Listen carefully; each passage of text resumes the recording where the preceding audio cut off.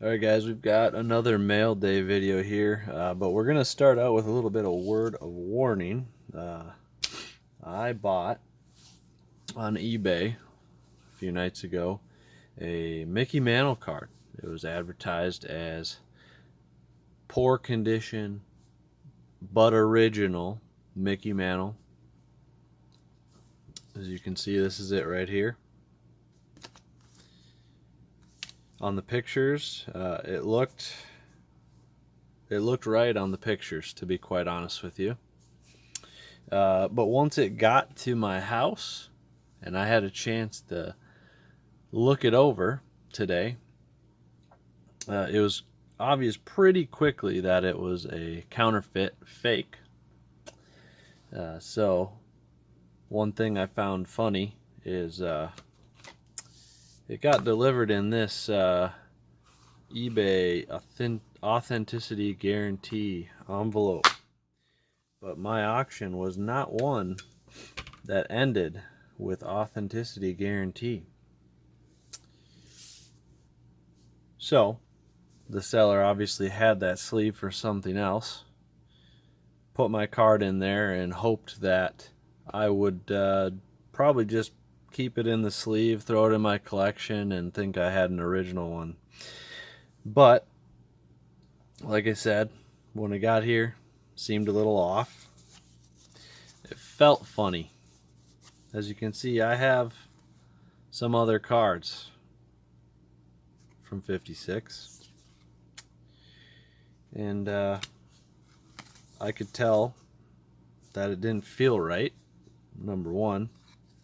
Number two, it smells horribly of smoke. And I don't know if you guys know, I recently learned that one of the good ways to tell if you've got a counterfeit or a real is to smell it, because there's a very distinct smell from old cards, and they can't really replicate that on counterfeit. So I went to smell it, and it reeked of smoke. It felt funny. In person, now that I'm looking at it, it looks a little blurry. It was hard to tell in the pictures. But again, it was advertised as original. The seller has, I believe, about 3,500 reviews and 100% positive feedback at the time that I purchased it. And by the time I got my card in the mail, he had 4 negative reviews for scams in the last few weeks. So I don't know how he goes from being a reputable 100% feedback, thousands of sales, to scamming in a matter of a few days. But let me show you. I'm going to turn my light off quick and show you real quick another way I know this is a counterfeit, and it was kind of the final nail in the coffin for how I knew it was fake. That didn't really do much, but hopefully you can see it on the camera. So one thing you can do is you take a light, you put it behind the card. You see the light shining through? That should not happen. Now, we take my Ted Klashevsky card and do the same thing. This is an original. This is real. You can't see the light. So that was my final nail in the coffin, how I knew 100% for sure it was fake. I didn't really need to do that because I already knew it was, but that was kind of what I did to be my final, okay, I know I made a mistake here, and I immediately started a return process claim with eBay, but because the seller does not accept returns, I have to send him a return request and wait 3 business days for him to not respond before I'm allowed to go to eBay for assistance. And oh, by the way, eBay's little policy says if you buy a no returns item and you don't open a claim within 3 days, too bad.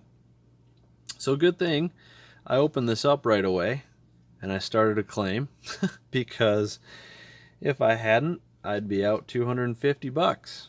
So, lesson learned. Be very careful about what you're buying, because it looked legitimate on the pictures when I compared it to other Mickey Mantles. And I spent a long time comparing pictures, and trust me, it looked right. Oh, and the one other thing, I won't show it because it's kind of hard to show on camera, but the sizing on this was small.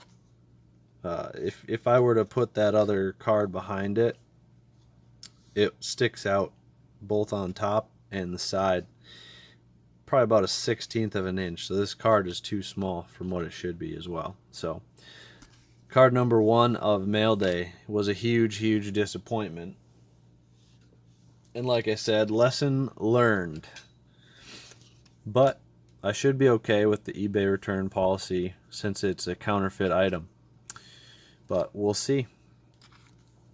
Next card, we've got a Ron LaFleur Mini 1975. Got this thing for $5. It's not perfect condition, but it's a mini, and it's in pretty solid condition. So I'm trying to flip most of these cards that I'm buying. I'm buying with the intention of trying to flip them. So because it's a mini, it's in pretty decent shape. I think I should be able to get at least 10 bucks for it, but we'll see. Next, the rest of the cards are going to be heading in for grading. I'm going to try to kind of put them in order. Well, no, I'm just going to pull them in the order I've got them. So, first one, 1971 Steve Garvey. I've mentioned in previous videos, I believe, these 71s are really tough to get minty, and this one is very close. It's very good. Small little signs of chipping on the bottom, but all the corners are very sharp. Small amount on the top. Whoops, banging the camera, sorry guys. But overall, happy with that one. I got that one for a really good price. Next one, we got a Willie McCovey. I'm actually going to pull this one out because this one is sharp. Can't really tell on the camera when it's in the case, but it is very sharp. Excited about that one.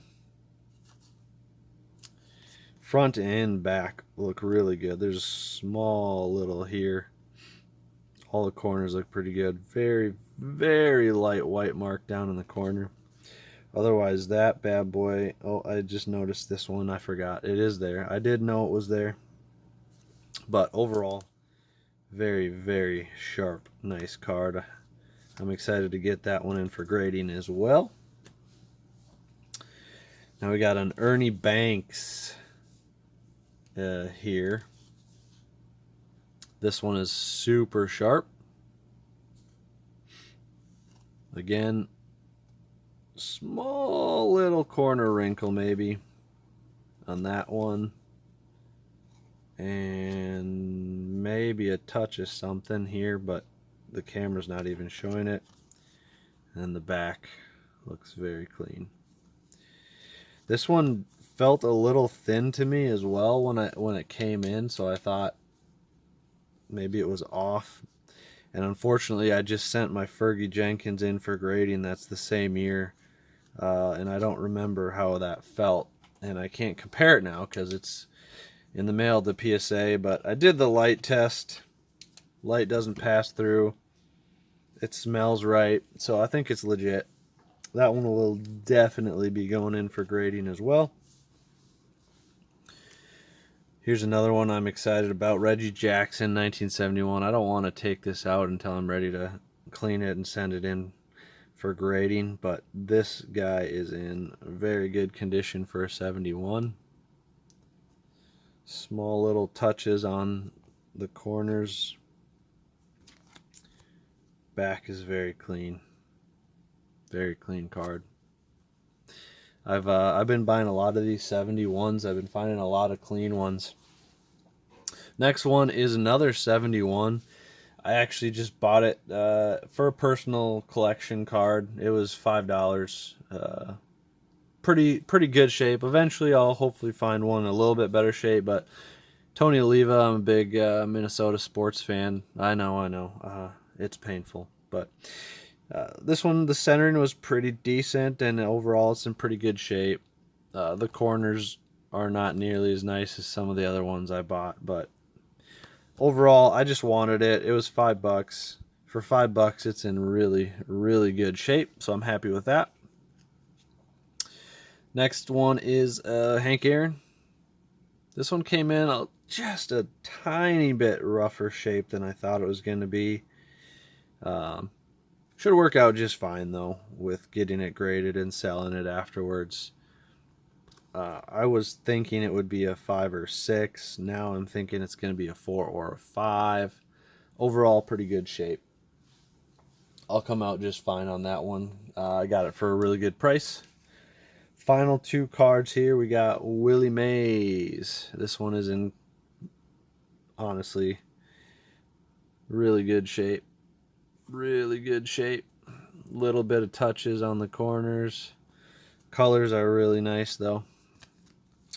Back is clean, other than a small little stain here. Oh, I guess there's some staining down here too. Darn. Still, overall, for the price I got it for, I'm happy with the condition it's in. Still going to be sending that in for grading for sure. And the final card is another one I'm excited about. I just sent one of these in on my last PSA order, so you've probably seen this card recently. This one's just a little bit worse condition than the other one. And surprise, surprise, we're sticking with the 71 theme here. We got another Roberto Clemente. The only difference is the top corners on this thing are incredible. The bottom corners are not nearly as incredible, is the issue. And there's some chipping along the edge that's hard to show on the camera. But trust me, there's some chipping there. Anyways, all said and done, overall happy with the mail day. Almost all of them will be going out for grading. Obviously not the Mantle.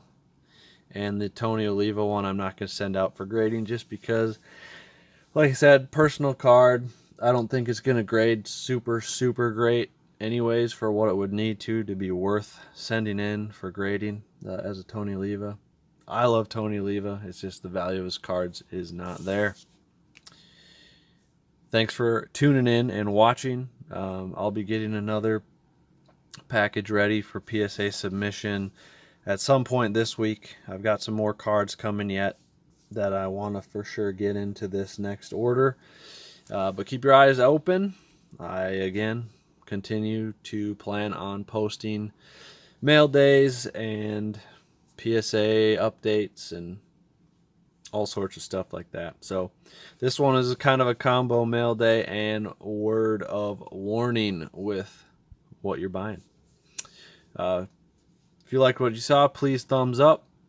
Comment below what your favorite card is. Comment below if you've ever bought a counterfeit card by mistake and were able to get your money back. And otherwise, I will be back again with another video, probably later this week, to be honest with you, showing you my PSA submission. Thanks for watching, guys. Have a good day.